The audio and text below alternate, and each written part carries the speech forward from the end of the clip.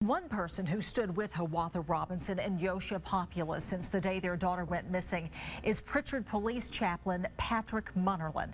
He consoled the family on Rebel Road just minutes after city workers found Hawaii's body.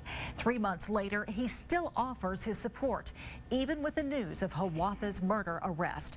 News 5's Tiffany McCall talked with Chaplain Munnerlin today about his relationship with Hawaii's parents throughout the investigation. She joins us now live in the studio with details from that interview. Tiffany? That's right, Roseanne. Chaplain Munnerlin has worked in the funeral business for decades and says this, by far, is one of the toughest cases he's ever had to deal with.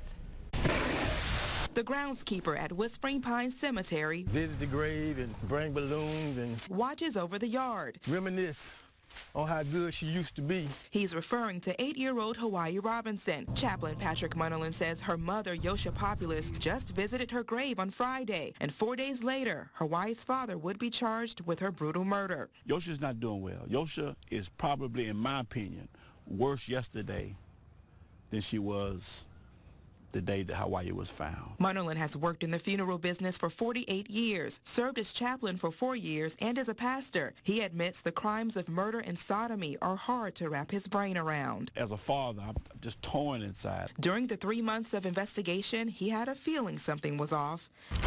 During the funeral arrangements, I tried to make sure that he was at every arrangement, every detail. And on some cases, I had to almost beg him to come. Not judging him in that, because it's, a lot of people just don't know how to cope. But in my inner spirit, I felt something was just wasn't right. He says Yosha felt it too, and somehow held it together. In spite of whatever feelings she had, in dealing with her child's death and dealing with the fact that the last known person that she was supposed to be with was him. Munnerlin says Hiawatha called him in October wanting to speak to him. When Munnerlin suggested they meet at the police station, Hiawatha refused, and they never spoke about it again. I asked the chaplain if the family ever showed signs or shared stories of abuse. No abuse, no. The relationship that, from what I gathered with Hawaii and her dad, was that she loved the ground he walked on. But with that, rumors of Hiawatha's involvement in drug dealing still circles the community. Munnerlin says he's been approached by several people touting the same story. I've had many people over the months come. And after Hawaii's body was found, he says Yosha received a mysterious phone call from someone she didn't know. He said that he was an informant, and he wanted to let her know that supposedly it was her 15-year-old daughter whom